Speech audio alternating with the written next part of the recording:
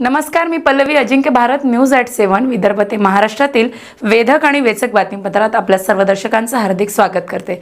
आमच्या चॅनलला अद्यापही आपण सबस्क्राईब केलं नसेल तर सबस्क्राईब करा, बेल आयकॉनला क्लिक करा, जेणेकरून ह्या अपडेट आपल्यापर्यंत असतील. तर बघूया आजच्या ठळक घडामोडी. अधीक्षक अर्चित चांडक यांच्या संकल्पनेतून सुरू असलेल्या ऑपरेशन प्रहार अंतर्गत स्थानिक गुन्हे शाखेने अवैध जुगाराविरोधात 2 ठिकाणी धडक कारवाई केली. या कारवाईत एकूण 26 जणांना ताब्यात घेण्यात आला असून 2,92,590 रुपयांचा मुद्देमाल जप्त करण्यात आला. पहिल्या कारवाईत सोनटक्के प्लॉट परिसरात एक्का बादशाह जुगार सुरू असल्याची माहिती मिळाल्यानंतर पोलिसांनी छापा टाकला. यावेळी जुगार खेळणारे व खायवाडी करणारे 23 जण ताब्यात घेण्यात आले. त्यांच्याकडून रोख 1,19,440 रुपये, 11 मोबाईल, पत्ते व जुगाराचे साहित्य असा 2,85,440 रुपयांचा मुद्देमाल जप्त करण्यात आला. दुसऱ्या कारवाईत अकोट फैल परिसरात अण्णाभाऊ साठे चौक येथे वल्ली मटका जुगारावर छापा टाकण्यात आला.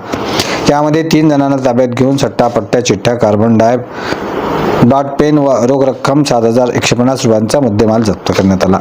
ही कारवाई स्थानिक गुन्हे शाखेच्या पथकाने वरिष्ठ अधिकाऱ्यांच्या मार्गदर्शनाखाली केली.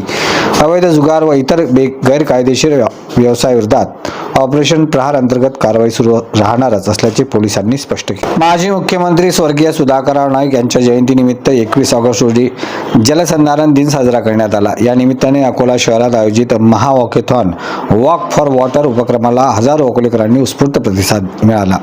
माती वाचवा, पाणी जपा, सुरक्षित भविष्य घडवा या संदेशातून जलसंवर्धनाचा जागर करण्यात आला. आमदार वसंत खंडेलवाल, जिल्हाधिकारी वर्षा मीना, महापालिका आयुक्त डॉक्टर सुनील लहाणे, उपजिल्हाधिकारी विजय पाटील, महेश परंडेकर, मृद व जलसंधारण विभागाचे कार्यकारी अभियंता अमोल मस्कर आणि जलसंधारण अधिकारी सचिन वानरे यांच्यासह मान्यवरांच्या उपस्थितीत हिरवी झेंडी दाखवून वॉकेथॉनला सुरुवात करण्यात आली.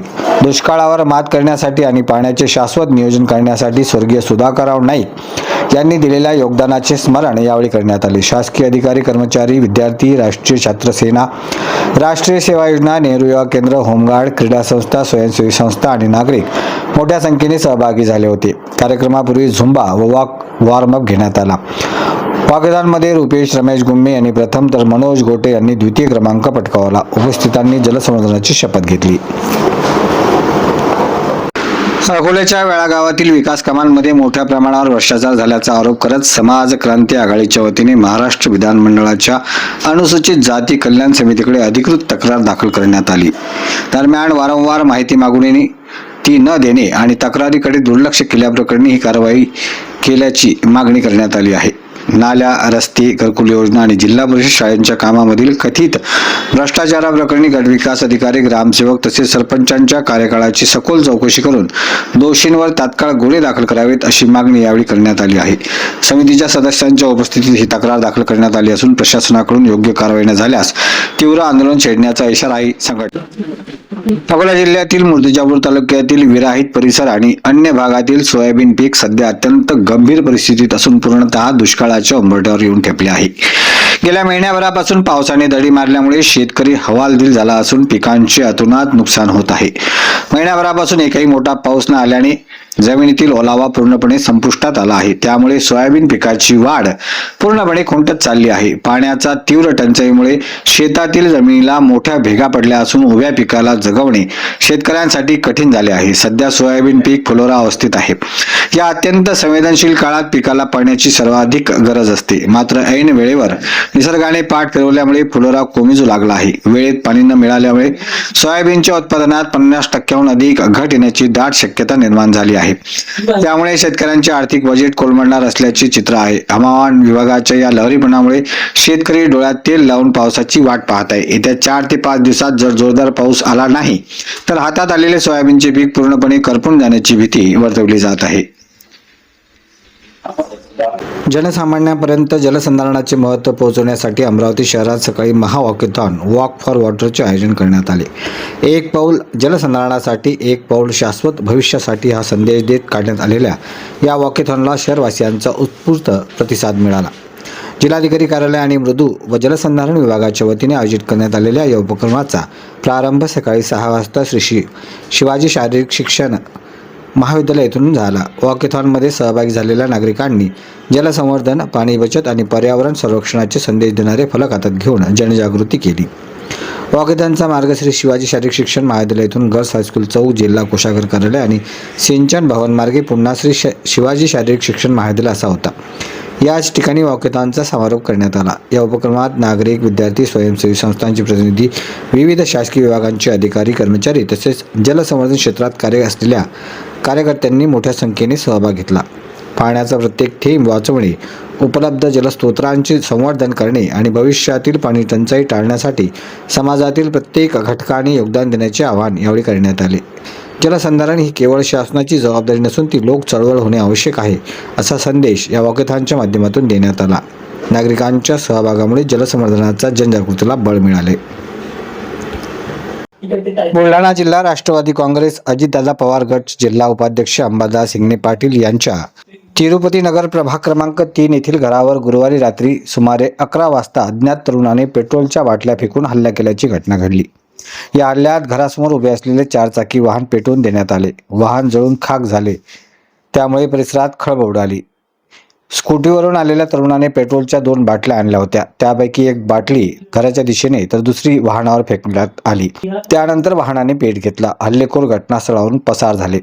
घटना घडली त्यावेळी अंबादास हिंगणे पाटील हे बाहेरगाव असल्याने मोठा अनर्थ टळला. दरम्यान सावकारी कायद्याच्या माध्यमातून जमीन परत मिळवल्याचे तसेच सावकारी त्रासाला बळी पडलेल्या शेतकऱ्यांना कायदेशीर मदत करत असल्याचे सांगण्यात येते. या पार्श्वभूमीवर हल्ल्याचे कारण असावे अशी शक्यता व्यक्त होत असली तरी नेमके कारण अद्याप स्पष्ट झालेले नाही.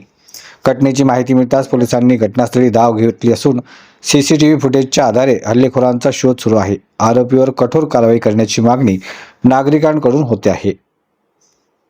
जलसंधारण दिनानिमित्त शुक्रवार रोजी महावॉकेथॉन स्पर्धेचे आयोजन करण्यात आले होते.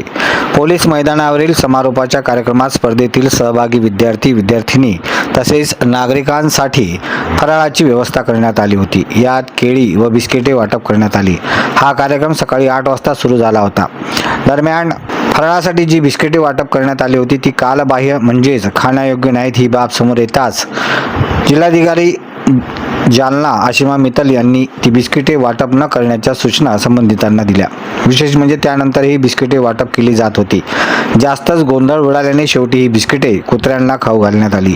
या स्पर्धेत सहभागी सर्वांच्या जीवाशी खेळ खेळणाऱ्या मृदू व जलसंधारण विभागाच्या संबंधित अधिकारी व जबाबदार कर्मचाऱ्यांना कोण जाब विचारणार असा प्रश्न आता उभा ठाकला आहे.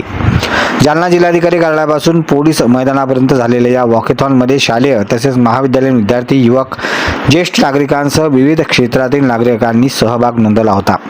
महाराष्ट्राचे माजी मुख्यमंत्री दिवंगत सुधाकरराव नाईक यांच्या प्रतिमेस पुष्पहार अर्पण करून कार्यक्रमाची सुरुवात करण्यात आली. यावेळी जालना महानगरपालिकेच्या महापौर वंदना मगरे, जिल्हाधिकारी आशिमा मित्तल यांच्या उपस्थितांनी जलसंधारणाची शपथ घेतली. त्यानंतर हिरवा झेंडा दाखवून वॉकेथॉनला प्रारंभ करण्यात आला.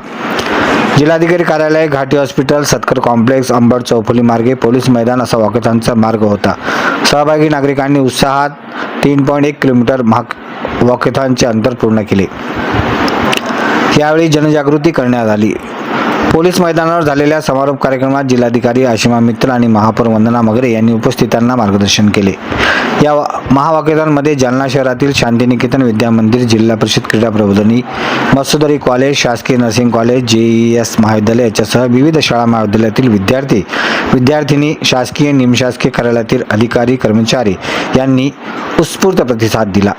अजिंक्य भारत न्यूज करता सुशील वाठोरे, जालना.